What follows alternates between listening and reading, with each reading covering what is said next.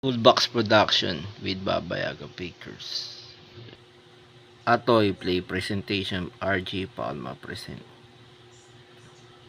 Flash Star Season 10 The Shadow of Creed. Hashtag Now Play. Episode 8 Ninja Kids Strikes Again.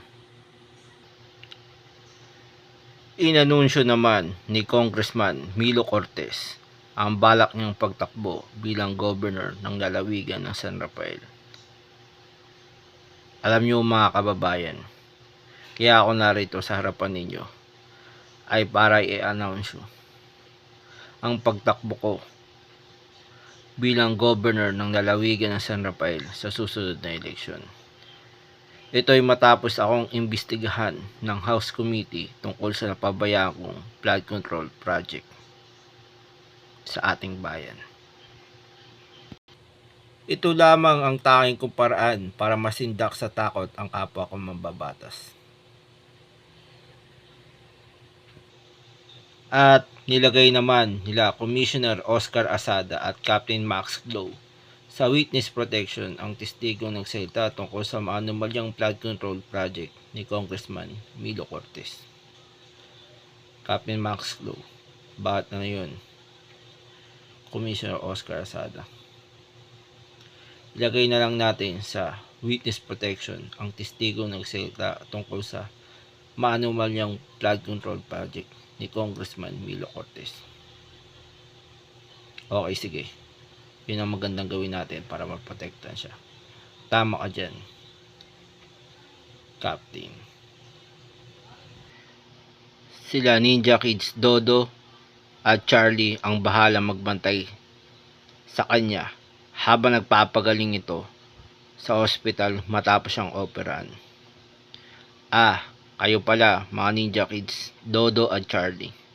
Bakit na yun, Commissioner Asada at Captain Max Glow? Narito kami para pakiusapan kayo na kayo munang bahala magbantay sa aming star witness habang nagpapagaling siya dito sa ospital. Kakatapos lamang niya kasi operahan. Maliwanag ba? Walang anuman yun, Commissioner Asada at Captain Max Glow. Maraming salamat mga Ninja Kids. At patuloy namang hinahabol at ginugulo ng higante sila Ninja Kids Anton, Eston at Kiko. Ito ay matapos nilang tangkaing kunin ang ginto nito. Alam nyo, Eston at Kiko, bakit na yun, Anton?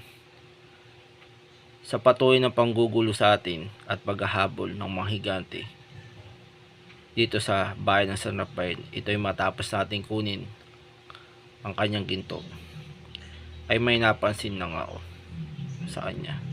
Ano yun? Na hindi pala biro makipaghabulan at patintero sa kamatayan, lalo na sa higanting yan. Yun din napansin ko eh. Kaya dapat mag-ingat tayo sa susunod.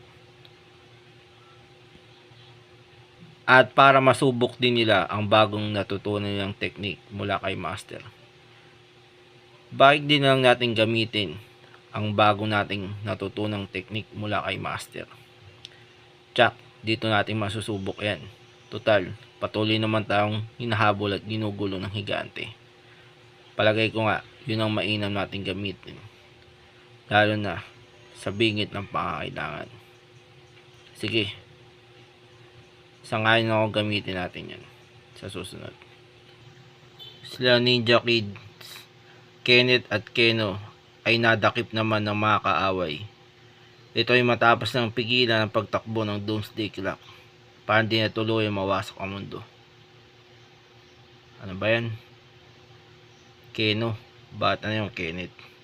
Naiinis ako dahil nadakip tayo ng mga kaaway. Ito ay matapos nating pigilan ang pagtakbo ng Doomsday Clock para hindi na tuloy mawasak ang mundo natin. Tama ka dyan, Kenneth. Pinakulong sila ng mga scientist sa pamuno ni Dr. Ivan Minos. Nakakulong silang dalawa sa espesyal na kulungan sa ilalim ng lupa. Buti na lamang, isa ako sa mga scientist ang nagpakulong sa kanila. Pero, swerte rin nila dahil nakakulong sila sa isang espesyal na kulungan sa ilalim ng lupa.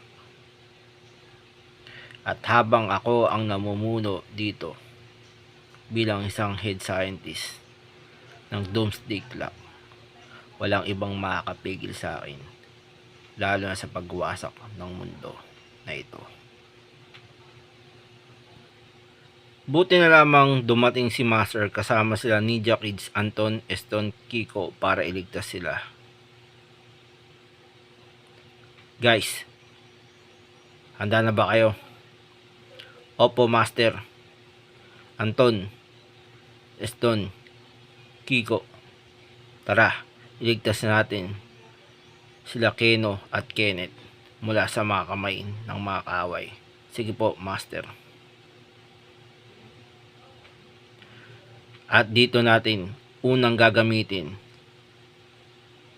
ang inyong mga new powers na Blue Energy Spirit Ball. Maliwanag ba?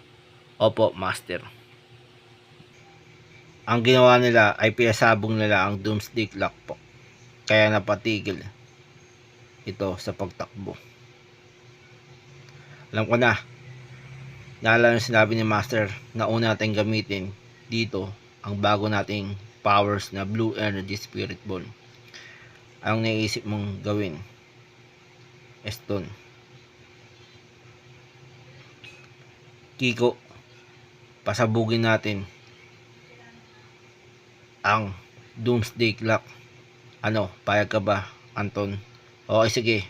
Basta kayo, Eston at Kiko, payag akong pasabugin nating tatlo ang Doomsday Clock. Okay, tayo na. Mag-ready na tayo. Sige. Kaya pala napatakbo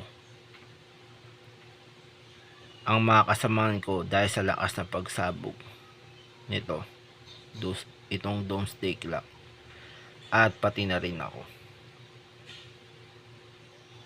Mukhang kakaiba yata ang bagong kapangyarihan na ginamit dito ng mga Ninja Kids, kaya sumabog ito ng malakas. Matapos ito, natanggap sila ng isang special mission mula sa bayan ng Kaninugan matapos ibigay nila Magwayin at Minokawa ang sulat ng tungkong langit kay Master. Ikaw ba si Master? Oo, ako nga. Ako nga pala si Magwayin at itong kasamahan ko si Minokawa. Narito kami para ibigay sa iyo ang sulat ng tungkong langit tungkol sa nangyari sa bayan namin sa Kaninugan. Mukhang isang special mission to. Tama ka dyan. Kaya nautusan kami para ibigay yan sa iyo, Master. Maraming salamat ng ganun, mga kaibigan. Sinasalakay pala ng itim na engkanto ang kaharian ngayon ng Kaninugan.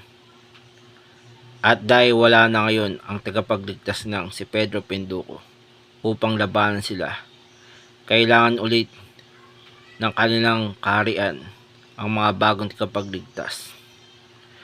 Matapos kong basahin ang sulat na binigay sa akin nila Magwayin at Minokawa, ay nakumbinsi ako na ipadala kayo, mga Ninja Kids, sa kaharian ng Kaninugan upang tulungan sila.